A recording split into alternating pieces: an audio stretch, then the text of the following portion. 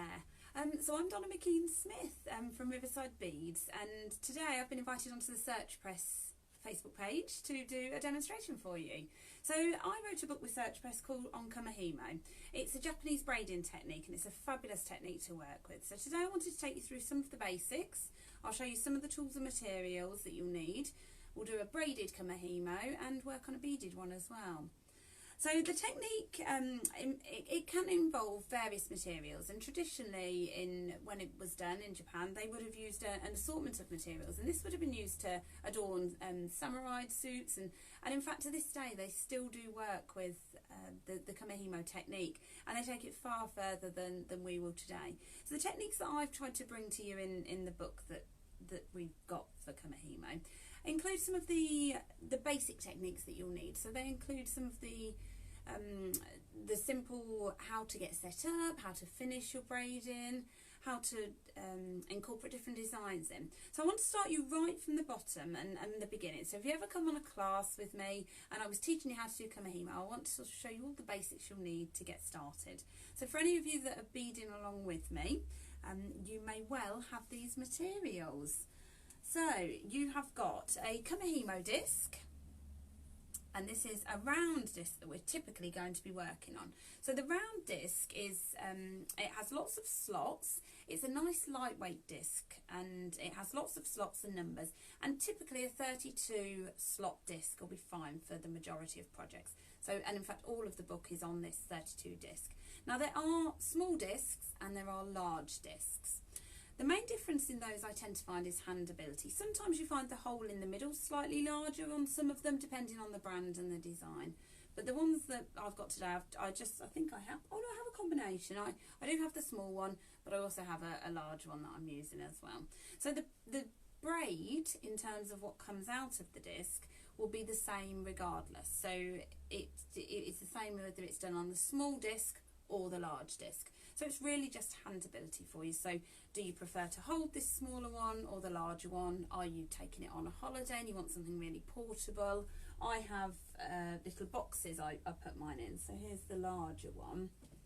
So it is just that fraction bigger. So if you're popping it into little boxes and you want to store it away, you may find the smaller ones quite compact for you for that purpose. This is your main tool that you would need. So the round disc covers all 12 projects from the book, and you would be able to make all of those on here. We typically used, I believe we said the larger disc in the book, but that was really not to confuse matters for yourselves with it. You could use the smaller or the larger. There is just one project in the book that I find using the smaller one quite helpful. You'll see when we get going with the techniques, but on this particular one you need to hold underneath as well. So sometimes the smaller one gives you a bit more reach to be able to do that. Some of the other core techniques that you will, core materials that you will need that will be really important. This is a nice satin cord, so I'm going to make one out of these beautiful teal and purple colours today. And this is a 2mm satin cord. So this comes in different sizes, and a lot of my projects in the book have been done using satin cord. A pair of nice, good, sharp scissors will be very useful. A good, strong jewellery glue. So this is a E6000 is a good glue that will glue metal, but it also has to glue fabric. So you'll see when your braid is done, it comes out like this, but it's of course all made out of a fabric material. So you need it to be able to glue fabric and also metal. So that's the glue that I typically would use. I've then got end caps, so I've grabbed just a couple of sizes. Now here at Riverside we stock a huge range of these, but it gives you an idea of the sort of end caps. So they vary in diameter on the size. This is two exactly the same but varying in diameter.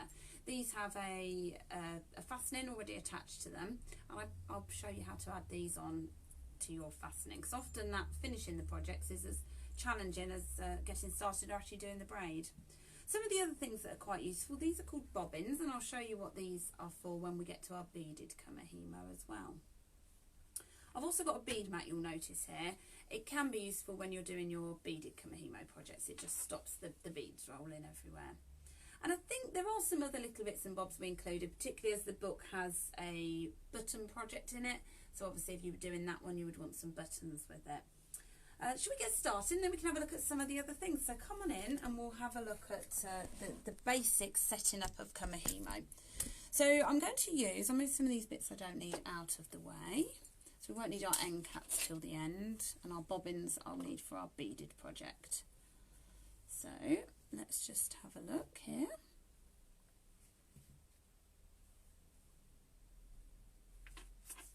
This is our round disc. I was just trying to get the page so I can see any comments that you guys are popping on there in case you've got anything that you want to know about it, but I can't seem to get it to work this side. So any questions you've got, pop them on here and we will get back to you on that.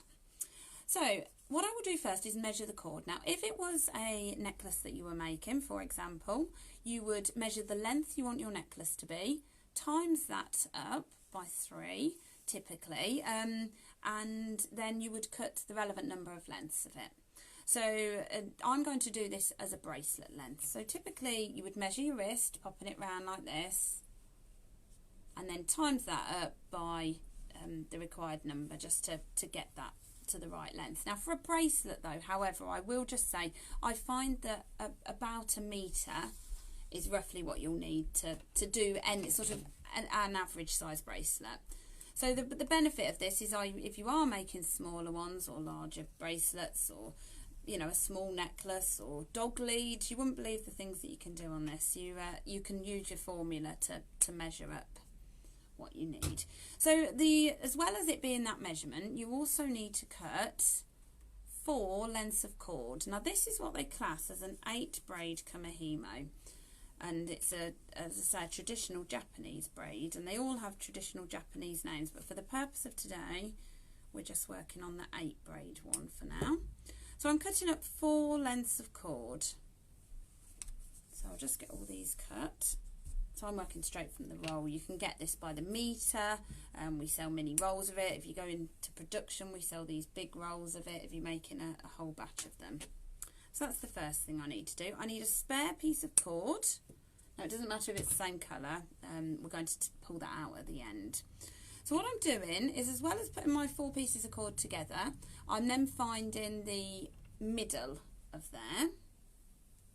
So I'm going down to the end there, making sure that's roughly there, and finding the middle. That spare piece of cord comes into practice now. We pop that over that middle and tie,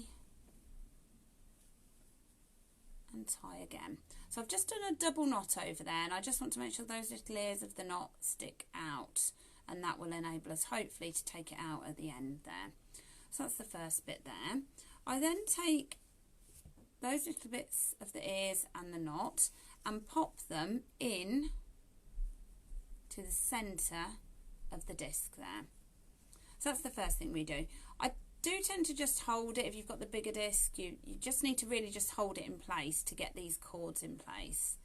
Now there's lots of other variations that we can get from our Kumihimo braiding, and of course the book will guide you through if you get hold of the book to do this, but it will guide you through some of the variations. But a lot of Kumihimo is experimenting and working out, if you put the cords in a certain way, what results you get from it. So for this one I am going to make a striped braid. So if I show you how the finished braid looks, let me bring this in. So we're going to make a standard stripe on our braid here. So it will have, this is our pink and purple, and this one will have purple and teal. So it'll have a purple, teal, purple, teal. Now that is determined by how you lay it out on top of the disc. So however we lay these cords out now will determine the pattern that comes out of the braid, of the disc, as we're braiding through. The process of braiding, the way we move the cords, is going to be the same. So the other thing that you've got to factor in at this stage, we've obviously talked about colours, so that I've chose the teal and the lilac for this one. So the colour that you use will vary the braid you get out the bottom. The size of the cord that you use as well. So this cord also comes in, what we stock it typically in a 1mm and a 2mm. And so if you used a thinner cord, you would get a thinner braid out of it. If you were to put in a fluffy cord, which is one of the projects that we've done, you know, a piece of yarn or something, you'd get a kind of textured project from it. So that's one of the other things that will influence the finished braid. So we've got the colour, the size of the cord that we're using, and then the way we lay them out on the disc. So these are all the first things we're going to have to consider. What I'm going to do is take Okay, so I want my teal over to one side. Oh no, I want my other teal over to the opposite. Now, we lay these out for an 8 braid either side of north, east, south or west, or if your disc has just got dots on it, we lay them out either side of the dots, but the process is north, east, south and west. So we pop them in, and what we do is we are popping them either side of the sign there, so of the west. I'm putting one either side. Down here I'm popping one either side of south.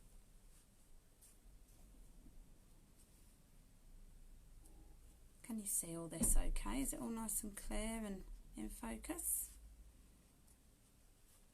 Got my cameraman Kyle just checking that for me at the moment.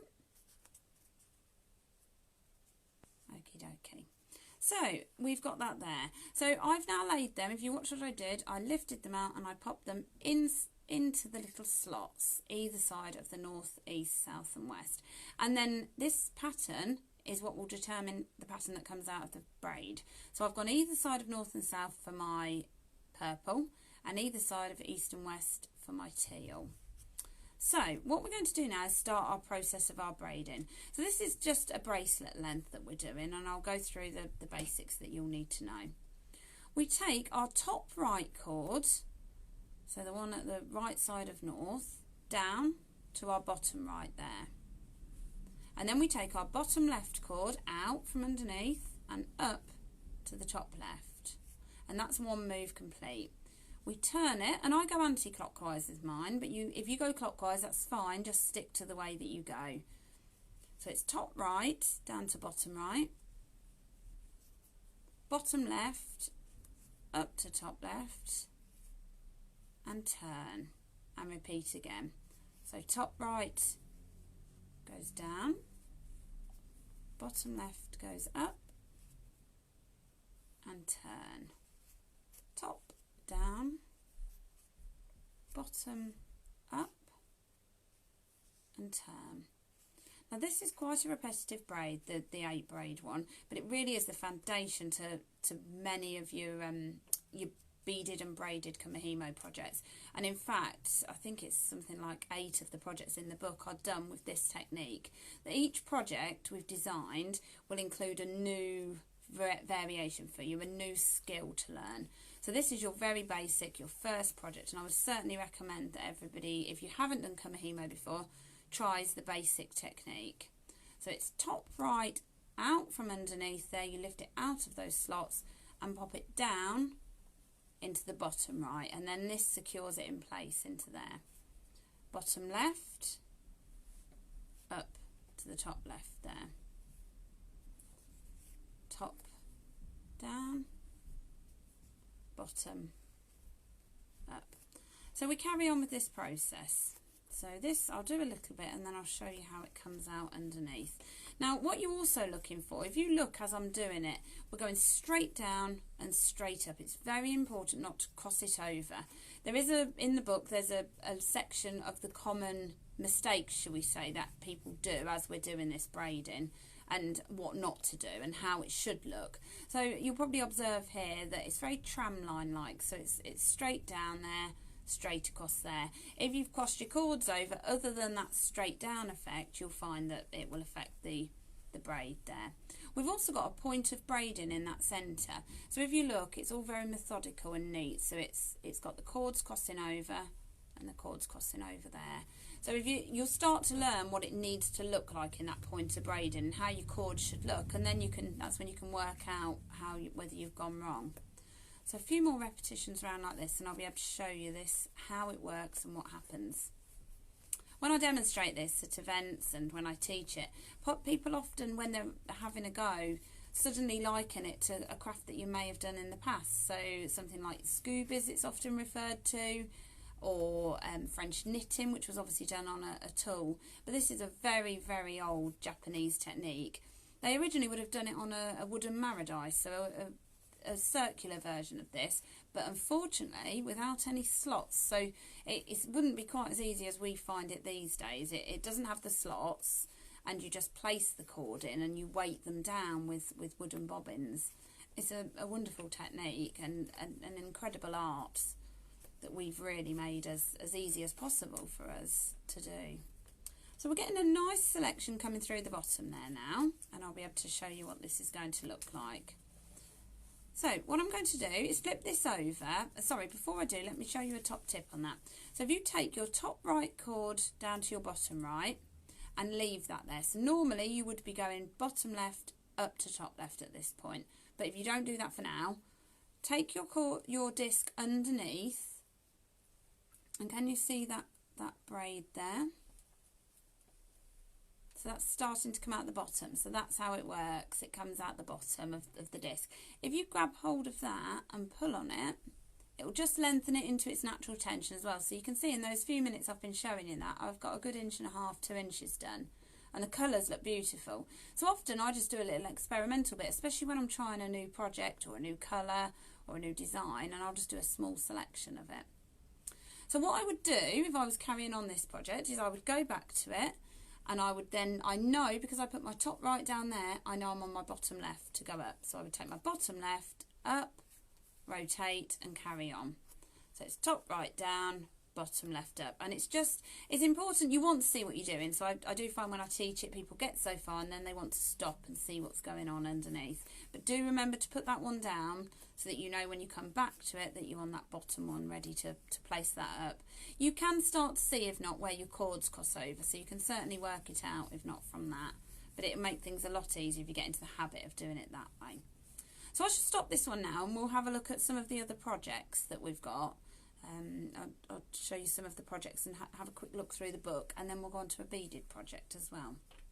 Have I got any questions particularly that I need to answer at the moment? Anything? No? That's fine. I know the wonderful Search Press team are working on it as well, just to see, answer any questions, and then I'll have a look after the event as well. And I know it's going on to YouTube, so if you're watching us there, I'll try and keep an eye on it if you've got any questions for us. So I own Riverside Beads in Market Deeping in Peterborough, and it was an absolute pleasure creating this book with Search Press. I took the designs and the ideas to them, and we produced this beautiful guide. So one of the projects, it was actually, as well as the 12 projects in there, the front cover ended up being one of the extra projects, should we say, so a variation on one of the projects. So they chose this one between us all to go on the front cover, which is beautiful. So as well as these 12 projects, so this takes you through all the projects, you then get all your variations as well. Now I want to show you some of these in real, because obviously if you do decide to get the book, or you've got the book already, you'll be able to see the pictures. I thought it'd be nice to show you some of the finished pieces. The one I've been working on so far is the very first project, the very beginners, how to do it, and these are incredibly rewarding anyway on their own. We're then going to move on to the second project today in the demonstration, and I've actually set up one of these if I get the time to show you one of these projects too. But there's all these different variations of it, and all of these so far, all the way down to here, are all done on the 8 braids, so all done using this core technique. So it really is one of these things that it's worth mastering that basic technique. The wonderful thing about Search Press books is you get a little introduction on the technique. That's all of the braids, sort of, well, some of the braids that didn't even get into the book, a lot of them, are just all laid out in rows, which just looks stunning. Here's some of the discs. So as well as I talked about the 2 round discs, the smaller and the larger, you also get a square plate. This doesn't get used in this book, so it creates a flat braid, but that is one of the other ones that is a common one to use. These are some of the threads, so there are lots of other threads, and when we get to a beaded project it is a thinner thread, so typically an s-lon or a thin macrame cord that we use. This was some of the materials that we looked at. It's a very comprehensive guide, and everything that I've shown you here will explain it. So it talks about how to measure, how to work out the length it needs to be, how to measure your length. I do tend to put in here, it's worth allowing an extra little bit, particularly when you're practicing, just to get used to the basics. So yeah, so that's that one. Measuring up, sizing it, multiplying it by 3 to 4. I think we went for 4. Let's have a look. Yes, we did say 4 in the book. Really depends on the braid, so it's safer to measure up and have more cord. Unfortunately with this project, if you don't cut enough, you will be short on it. So we went for 4, just to give you that measurement. And then if you find you're wasting some at the end, you can always you know, use a bit less when you're going, and some projects do use a little less anyway. Shows you how to prepare, and then it goes into what they call the project section. So each of these now is the 12 projects, how-tos, core techniques, and working you through everything you need. So the next one we're going to work on is this one here. So let me show you some of these actually in the flesh. So this one here, there, this is what we're going to be working on, but it's going to be in a tealy colour today. So the choice of beads once you get to this one is just immense. There's so many different beads that you can choose. These are some of the other 8, we call them the 8 braid projects if you remember. So these are some of the other 8 braid projects, working from a feature charm, an inside out, and a button and loop fastening. So if you don't fancy adding the metal fastening, you can go with this one, which gives you the button and loop style fastening as well. So that's that project there. That's the one I was saying about adding the fibres through it. So all of these are all achieved on the round disc with an 8 warp Kumihimo braid, except for the 3 projects at the end that we were talking about. So that's that one. That's quite a nice, can you see that piece in there? Let me bring this in so you can just see that. So this is an 8 braid, but the cord is already multicoloured for you, so it makes a beautiful rainbow bracelet, which is very trendy at the moment with the children. The children and adults alike, I should say, really. It's been very popular to make a rainbow braid. Okay, so let's have a look at the beaded one next. So I want to talk to you about some of the differences with the beaded one. Okie dokie. So here's the beaded one. Now, I have got this already pre-set up to a certain extent, so you don't have to sit and watch me thread lots of beads on. Now, this is not going to be a bracelet, so although it is the technique of the first project, the beaded project in the book, I'm actually working towards one of these necklaces as well. Can you see that in there? Bring it in. So I'm working towards one of these that will be done in teal, but the technique is, I'm doing it as the basic one for you just to get started, but keep an eye out for that one finished later on. So here's how it works. Remember, going right back to that beginner's technique, we laid our cords out, we put them either side of north, east, south and west. One thing I didn't point out to you as we were going, as you do your repetition of moves, it actually moves round the disc, so you don't need to worry about the numbers or it being on north, east, south, west. It actually does move. So this one, I'm part way through the braiding, which means it's not quite on the north, east, south, west. But if you look at it, it is still directly opposite one another on the braiding. So far I've set these up, I've threaded my beads on, I've popped bobbins on. So I want to show you on the last cord what this is all about. So this cord is quite a bit longer because it is going to be a necklace. And this cord is thinner than the previous cord we worked in. This is called s-lon. Also a 0.6 macrame cord is really good for this. The key thing, and I absolutely recommend this to you, is a good sharp pair of scissors, which is where these come in handy. Cutting this at an angle. So there's an excellent picture in the book that shows how to really get that point on the cord there. Then we nail varnish the end of it. So I take a clear nail varnish and I cover it, and I make sure I've twisted it round and that I've covered all parts of that. So it really gives that, if I touch this on the end, it gives it like a needle-like finish. So it really stiffens the end, as opposed to this cord being quite flexible there. It really has stiffened the end there. And that makes a massive difference to getting these beads on. Otherwise, that will be your biggest battle, will be actually threading your beads on. So I'll just tip a few of the beads out, and I will just thread a selection of these onto here. So this project, I need to get 25 of these on. So it depends which project you're doing. Each project has excellent instructions in it. It has the materials that you're going to need to do that. And so you know exactly how many beads for each project, and also which colours and how to lay them out as well. So you'll see that this is like, although I haven't threaded a needle on here, the cord itself becomes my needle. So that enables me to take my cord, as if you would a needle, straight to my bead. And I'm just picking these up directly from my mat. So I'm just counting out my 25, so I've got the same number as on my other strands. and then we can show it braiding through. So I'm just picking these directly up, tipping them down my cord, and I'll show you what the next part is in a moment. So threading those on.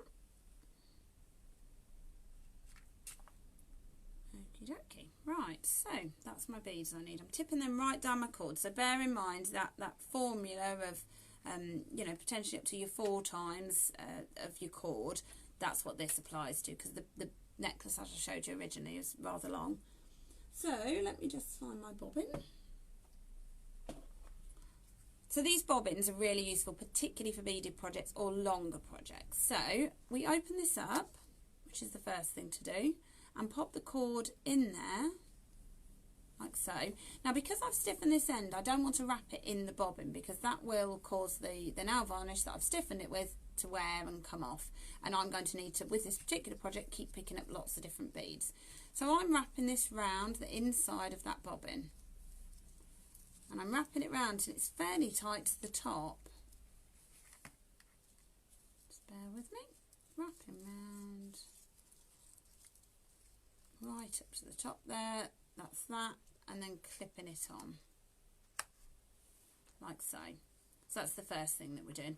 That then allows the beads to drop down onto the bobbin. So I've now got all the surplus cord rolled round in there, and the beads are dropping down. Now I personally tend to work with the beads on the top here and work them in, but I do find when I teach this project it's easier if people can hang them off of their bobbins. So I'll just get rid of my spare beads, because that will take, well, this Facebook Live would be very long if I was to braid all of these through, so I won't be beading all those through. And if it's a pattern based one, it will say to you after you've beaded the first amount through, it'll explain what you need to do next and how many beads you add on each strand.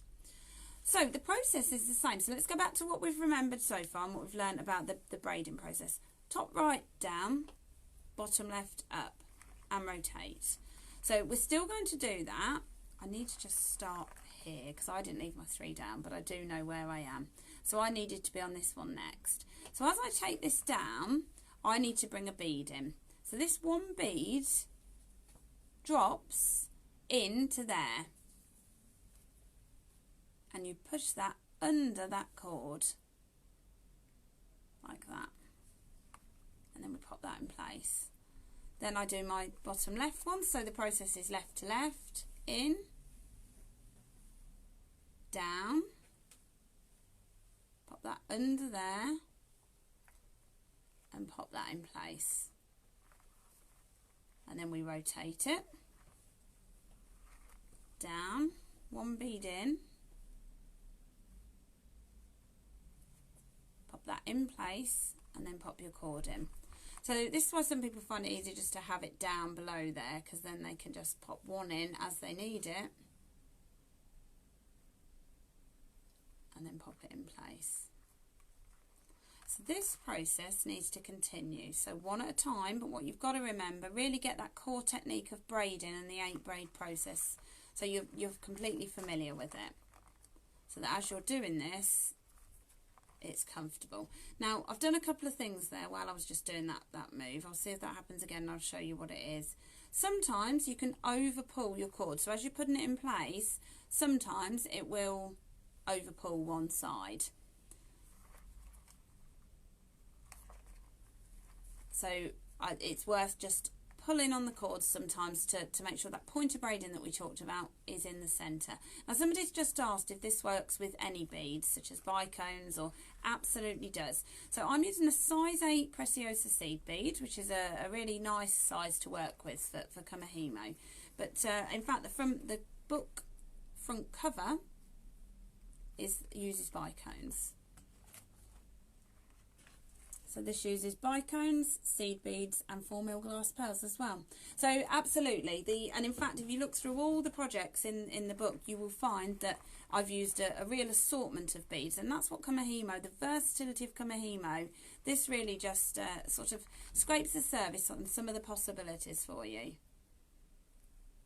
So I'll pop that in place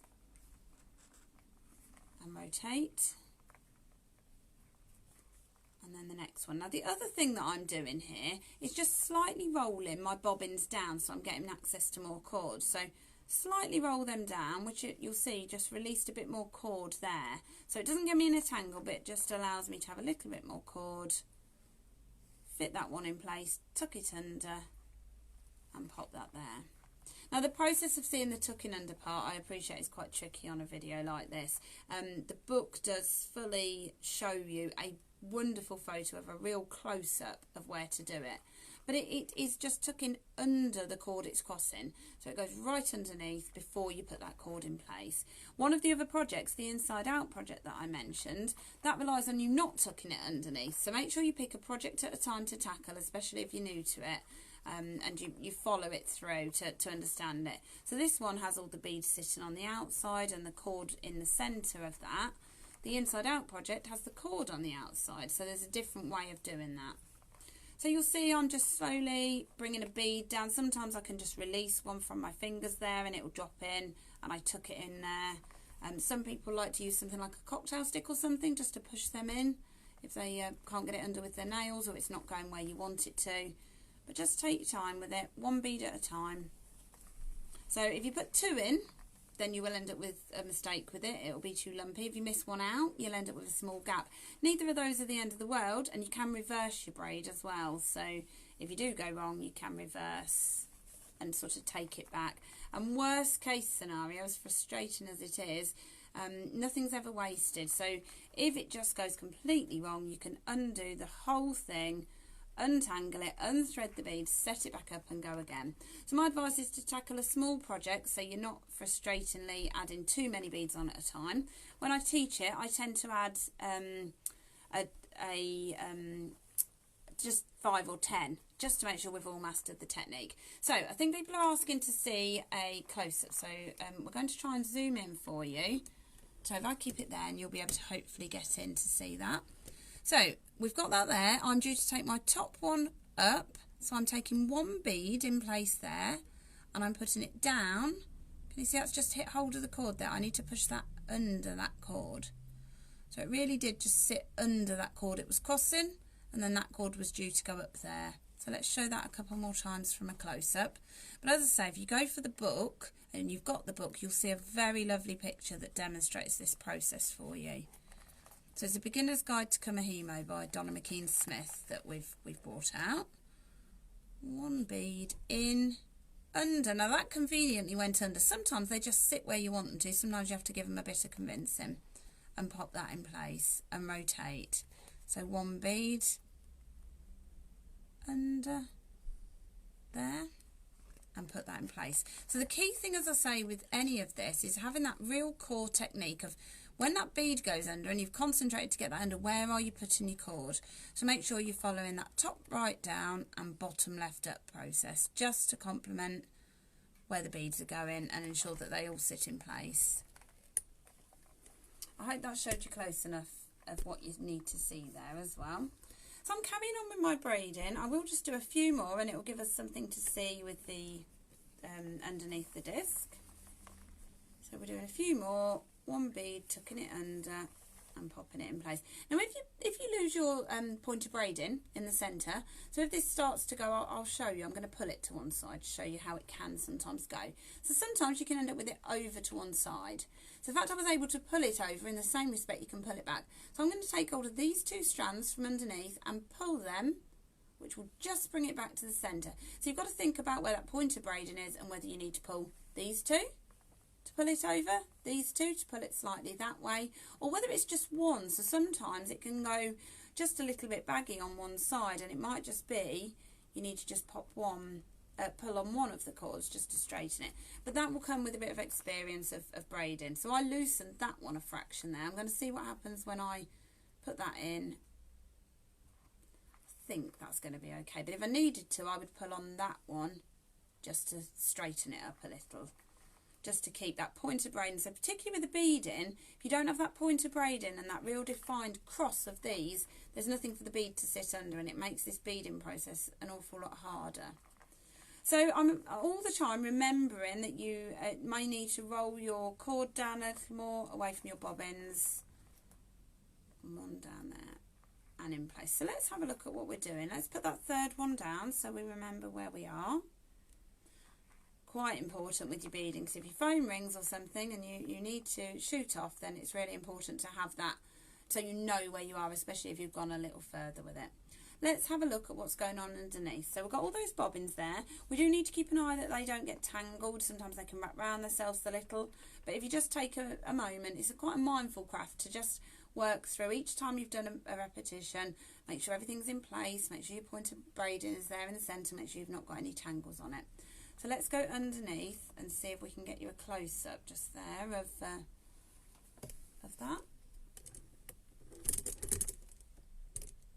So that is our beaded braid coming out from underneath the disc there. So what I did before this was I did a small section with no beads on. That is the bit your end cap will glue on. So on a braided one, the end cap just glues over the whole thing. On a beaded one, you have to do that section to add that onto. I'll just carry on for a moment just to get that all back in place, and then I'll show you some of the other little techniques there. Okay, so that's that coming out. So I'll progress that. Let me show you what I'm working towards on this. So this is we have little kits of all of the projects out of the book I've turned into little kits, so you can grab a kit. It's got everything you need in, but not the instructions. So the instructions, these kits are to complement the book. So the book is your instructions, and then we do the little materials kits, I guess, to go with almost the tuition that you get from that. Okay. So somebody's just asked what to do when we leave the bracelet and how do we start again. So in the event I was to go back to this one that I did, that moving that third one down is the key technique there. So I put my third one down so I know when I come back to this I'm on that bottom left. So let me repeat that again as if I was just braiding away, turn it round and I'm needing to finish. So I take my top right and I do my move exactly as I would and I pop it in place. So I would be on my bottom left. This is how I need to leave it. So it's important to leave that one down, the right one down, which means that the bottom left one, when I've put it down, gone to do what I need to, and come back to it, my bottom left one is now the one that's going to come up there. So this is exactly how I will leave this, ready to come back to. And this is what we're working towards. So we are working on this necklace, which is called the Margaret project out of the book. So it's an 8 braid one, but there are some, not complications, some additions, shall we say. The idea of the book, as I say, is to develop you through your braiding. So I definitely wouldn't pick up a Margaret if you were brand new, unless you really feel that it's something you would be able to do. Because what we're doing is we're learning beading, but then we're also learning a blend, I call it. So it's a blend between one colour into another. So this is one of the projects called Margaret. It is only, however, 8 braid. So once you have made a bracelet, so once you've made one of your bracelets, let's take that one there, which is the beginner's one that people often do. So that's a 2-colour one, like with the cord that we did. So a matte bead and then an opaque bead as well. Once we've done one of these, you're ready to go. If you've done this, made no mistakes and everything's complete, then you can have a go at something like the Margaret project. I did tend to place the patterns and the projects in order of how I would tackle them if you want to work your way through the whole book.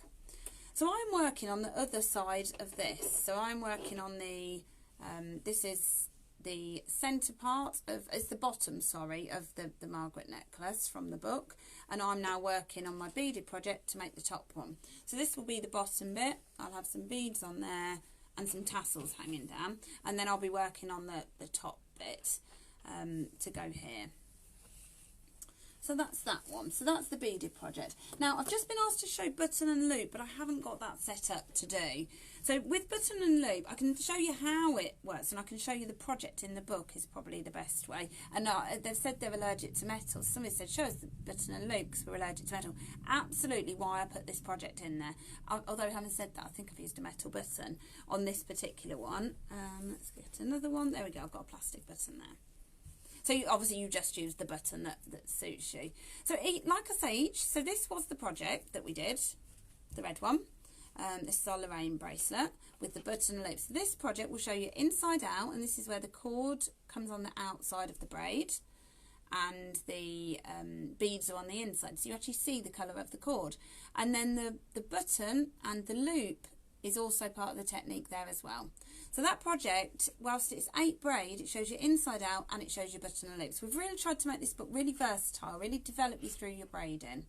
And this one I used a regular button, but I also, with this one, this was an additional braid that I did, and I added a little beaded tassel coming out of it. So each of the projects will have some variations. So if you enjoy this project, you can work on this, then you can create this one with a little variation of some additional tassels on there as well. So if I show you in the book this particular project, so this is our Lorraine, and let's work through to that. So to do a Lorraine, the inside out, it shows you that, and also the button and loop. So you have to start with the button. So you know when we did this at the beginning, we cut our cord, tied it in the middle, and it was that knot that went through. For this one, you put the s-lon through the button, and the button sits in the centre. So then when we lay it out like this, we've got the button in the centre with the cords crossing over, ready to set it up. Then we start to add our beads onto it. So that's how you start your button and loop fastening. And then this technique shows you how to finish the end of it, which is where you braid through, and you braid quite a long section. I think we say 2-ish inches, yeah, 2¼ inches. So we braid a section around that length. What you do need to make sure, of course, is what size button you're using. So I've done this for the size of button that I'm using. If you're using a bigger button or a smaller button, you only want the loop to go over it. But you braid a section a little bit longer than you would, back to the original technique, no beads on it. And then we're bringing that, and I'm sewing it in and binding it, so wrapping it round to create the button and loop fastening. Which is how, yeah, so each of these, look, there's all step-by-step photos to show you each of the techniques and how to finish it neatly, how to seal it off, and everything that you need to do. And there's the variation project I was saying about. So with the variation, you often don't get an additional set of instructions, you just get a bit of guidance and any key notes I felt you needed to know to do that. So that's the button and loop fastening. Sorry I haven't got it set up to show you fully, but hopefully that'll give you enough of an idea. How are we doing for time? My clock. Okie dokie, right, so I think if I just take a couple of minutes just to show you the 7 braid one, and then I think that will give you a really good idea of what you can expect if you were to get the book or to take up Kumihimo. It's a fabulous technique, as I say, a traditional old Japanese technique. So let's just show you briefly this one. Dropped my cord earlier, so we'll grab that. And for this one, we mark up the back of a disc. So we mark it up numbers 1 to 8. We tie our cord, and this is the thinner cord. You know I was saying about the Satin cord comes in different thicknesses. Well, this is the 1 mil of the Satin. And I find this lends itself really well for this project. It just comes up a little bit thinner, and because you're putting 7 cords together, it could be a bit thick if not for this one that I was showing. So, but Kumihimo will allow you to adapt and adjust it as you wish. Now we set these up, but we leave a gap on number 8. So we're leaving that, and this one is often referred to as a fill your gap braid. Fill the gap. So we're taking number 1 out and popping it down to number 8. We're rotating to number 2. So again, the book will show you. Sorry, try again. Yes, number 2. That's right. And then the gap ends up down in the same position, and we pop that down to there. You rotate it round to number 3, which is here, and our gap is down in the same place. So you pick it out and take your cord to there. Rotate it round, so number 3 is there. And we pop that in there, so we've moved 4 down to 3. Now this is all explained in the book as well. So this one is diverting off to show you the versatility of Kumihimo here.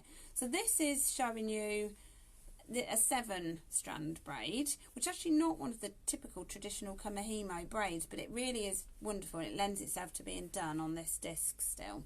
So this is showing you a different braid. So this is a completely different braiding technique. So for those of you that may have, sometimes when I teach a class, people might have done the basic 8 braid Kumihimo. So they will make one of these ones just as a different technique to learn. So we're taking that, we're following the number sequence, but actually you get to the point where you're leaving the gap in the same position every time. And you're just moving the cord from the top at 12 o'clock down to the 4 o'clock. And we just keep rotating that around. So this braid, I'm going to have to, this takes a little longer to form. I'm going to have to show you this one on a finished braid. Well, one, it's thinner because it's thinner cord, which is something we talked about anyway with the 8 warp. But what this allows you to do is create 7 different strands, 7 different colours. If you add beads into this, it allows you to bring in 7 assorted beads into a pattern here. So we really get that different effect from this project. So this one's going to be a beautiful new colourway I'm experimenting with. If you imagine these colours all together, and often what I do is just give them a nice little twist together like that, which just gives you an idea of the colour format you can expect roughly to see if you're happy with your colour choice. Anything else particularly I need to answer for people today?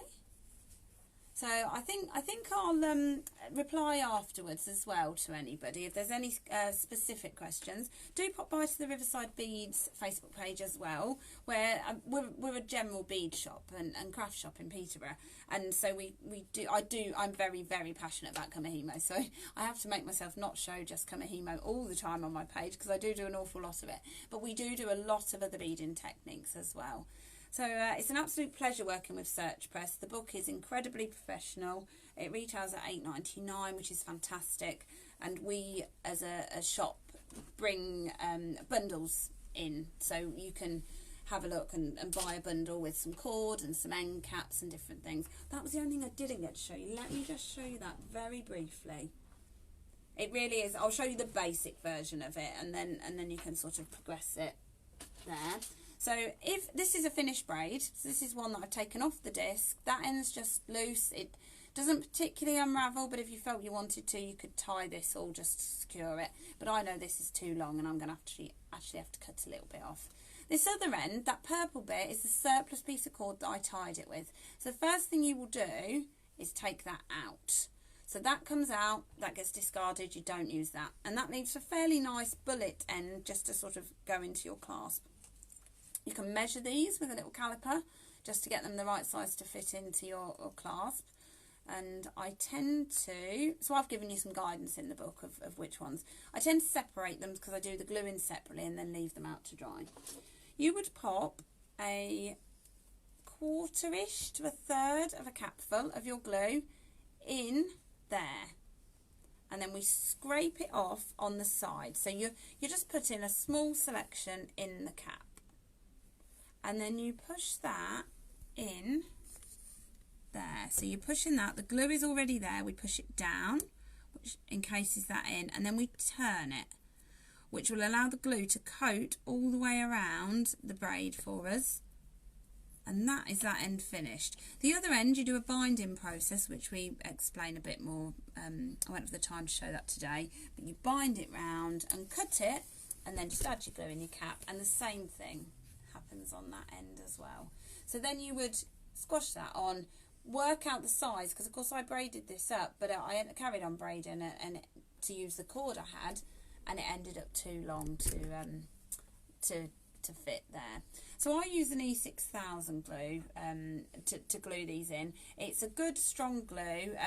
It is a fairly pricey glue, but it really is the right glue for the job. If you just use something that goes brittle like a super glue or a general craft glue, it probably won't glue metal to fabric, so you're going to lose its adhesiveness. This project I'm wearing is a I've not ever made a kit or anything of this. This is just one I made for myself, but it is a standard 8 braid just with some crystals in. I made this a very long time ago. Glued my ends in and they have never budged. I don't wear it in the bath or anything like that. You wouldn't want to do that because that might loosen the glue. But I wear it generally. I go in the shop, I'm opening boxes, you know, serving customers. So it truly is a fabulous glue for the job. But anything that's sort of silicone based and says it'll glue metal into fabric is perfect. I think that's all I needed to show you for today. So I hope you've enjoyed this, a bit of a whirlwind tour of Kumihimo. I teach this as a 4-hour class typically in the shop, so you would have a bit of time, you would braid in, then you would, you know, would make the piece together. So there is a lot to show you, but I hope I've managed to cover some of the top tips that people would ask me about Kumihimo.